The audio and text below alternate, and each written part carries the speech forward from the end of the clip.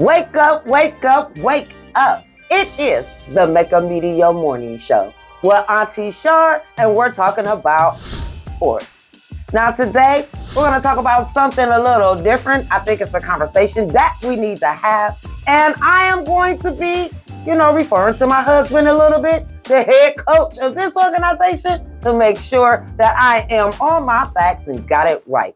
So let's talk about our quarterbacks. I think it's time that we talk about it because the season is getting ready to start. And if you watched the draft, you did see how this class came in. I want to talk about that because I'm a little bit teed off today because I am thinking about how they have been doing Auntie's nephew, Shedeur, and how they are trying to portray him and the different things that they are saying. But I see something that we may not realize that has happened over and over and over again when it comes to my Black is Beautiful people and in these different cultures. I'm talking about it took a long time for the NFL to even allow a Black man to be a quarterback. It was a long time before they even started letting them be quarterbacks. They were trying to say that they weren't smart enough. Basically, that they weren't smart enough to look at them plays, to retain them plays, to know what to do and how to make those quick decisions. So then they allowed our beautiful Black men to come in and to be quarterbacks, okay? So we got over that hump. To me, now this is just me, maybe you agree or disagree, but this is what I'm seeing because it seems like every few years we got to go through something to get over, right? So now you have a young Black quarterback that's coming into the NFL. I'm talking about in the 2020 now, right? They're coming in with NIL deals. They're already coming in with millions of dollars. They're already coming in with nice cars. Some of them held and bought houses and things like that before they even get to the NFL. They're coming into the NFL with culture. And specifically, yes, I'm talking about my Black is Beautiful community. But let me tell you something that I noticed on this 2025 draft class. I noticed that you had a couple of them coming in and they were from Hawaii, okay? But they were coming in and they were dressed in their culture. I'm talking about we seen the Hawaiian flowers and, and different things. So they was letting you know that this was their culture. Now, when I seen our brothers coming in, they was sharp. I mean, sharp. I'm talking about bling bling on the neck. I can say they had on Versace's, red bottoms. You seen that they had on custom made suits because they didn't get them suits from Walmart, Macy's, Neiman Marcus. No, them suits were custom made, all right? They were swagged out. Do you understand what I'm saying? I'm talking about sweat. And I'm going to keep it above. Me, I would look at it as from back in the 90s, the era I came in, looked like to me, a lot of them looked like they was either going to the players' ball or things like that because that's how they dressed back in those days when we were going to those type of events. So they were super swagged out.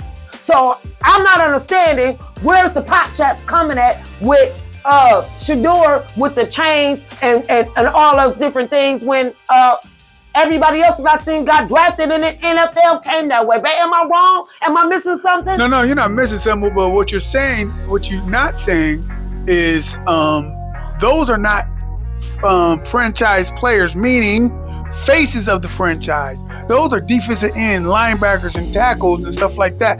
Those are not an historical position. Those are not historical positions, or they're going to be considered the face of the franchise. Now, historically, when we talk about the face of the franchise, we're talking about the quarterback. And when we talk about, I like that what you put out, that it took a long time for us as Black people to become the quarterbacks. Now, what's happening is they want our quarterbacks to be void of that swag, void of that, what you see them defensive ends and defensive tackle. Even the Hawaiian brothers are coming in. They want those quarterbacks to come in and they want you to play the corporate role like we see. When you think of Lamar Jackson, you don't see him or hear anything. Dak Prescott, C.J. Stroud, Jordan Love, Patrick Mahomes. You don't see the swag on them. Not saying that they don't, but you don't see it. So, you know what? I don't disagree with you at all. Okay, but my whole point is the NFL needs to come on and come into, like I said, to 2020 now. All right? The way that they were doing things and the way that they are doing things, they're still doing some things that they were doing back in the day. Flat out, point blank, period. Let's not forget Kaepernick.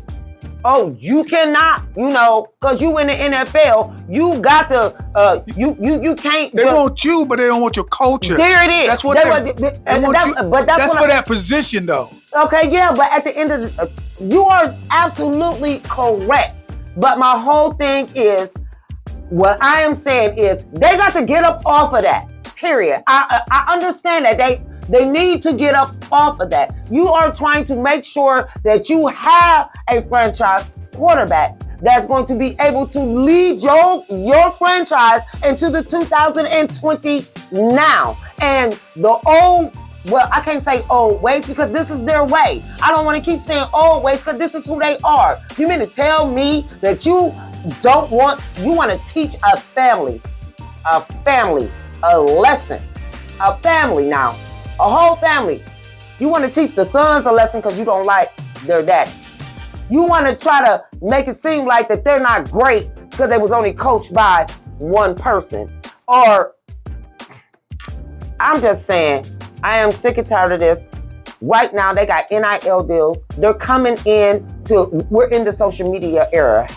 Almost everything we get from social media. The followings, the fans that they have.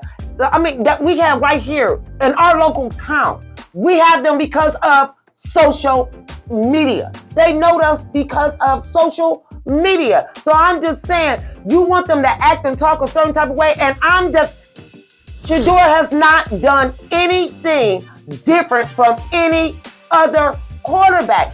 I personally, in my humble opinion, will be happy when those who own these teams be able to pass it down to their younger children who grew up in this YN age because they understand and see things differently.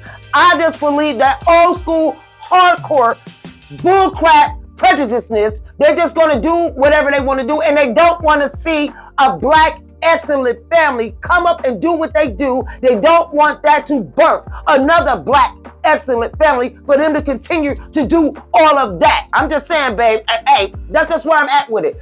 I just wonder, what do you guys think about that? How do you feel about that? Because guess what? I want you guys to check out this video. What I'm saying, what we know Shedeur can do for the Browns franchise, what he is about and what he can do. Check out this video.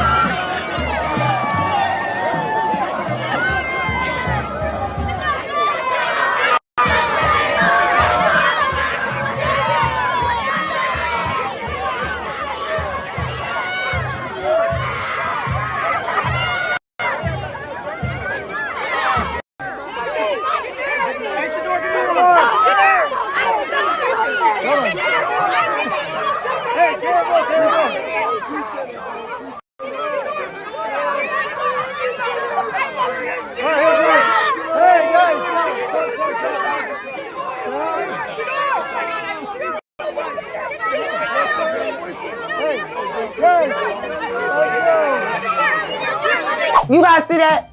You see the love that he got? And that's here, right here in Cleveland at a random high school. Everywhere he goes, he gets that type of social media influence. I just want to say thanks to my husband.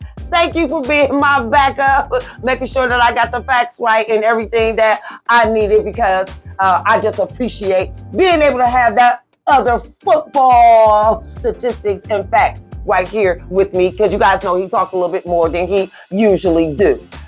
Hey, aunties, thank you guys for the loves. Continue to tell me, hey, Shar, we see you, we love you, and I'll make sure that you guys get the shout outs, make sure that you like this video. Make sure you hit the notification bells so you know when I will be on your timeline with the sports.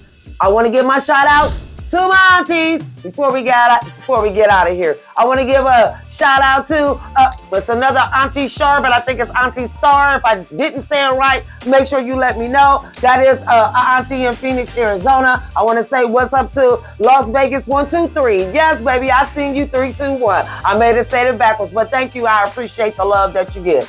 Don't forget, you guys, to like this video, share the video if you want to. Make sure that you give me your comments, your opinions, if there's some things out there that I may have missed. As an auntie, I am depending on you aunties to help me stay on my team to make sure that we're giving out the information and the support for our dear Shedeur. Until next time, wake up, wake up, wake up. It is the Mecca Media Morning Show with Aunty Shar. Hello, I'm George Carter with Akron Local News. As you know, we're down here every day getting information out to the community by way of the Reporter newspaper and the reporternewspaperonline.com. If you have some advertising material that you would like to get out to the public, this is the perfect conduit to do it. The Reporter newspaper and the reporternewspaperonline.com covers quite an area and quite a few people. As you can see, we're down here now in pre-production. We have Miss Phoenicia in the background getting ready for her program. And if there's some things that we can advertise for you through the reporternewspaperonline.com, give us a call at 330-535-7061. And that information will be distributed to the community post haste. Thank you.